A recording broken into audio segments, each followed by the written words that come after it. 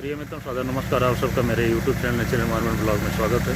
साथियों, जैसा कि आप सब देख पा रहे हैं कि पेड़ पौधों की देखभाल के लिए उस पर छिड़काव हो रहा है और बहुत ही अच्छे तरीके से, बहुत ही बेहतर तरीके से ये लोग देखभाल कर रहे हैं इसको और इस पर छिड़काव कर रहे हैं। ये कुछ दवाई हैं जिनके छिड़काव से जो है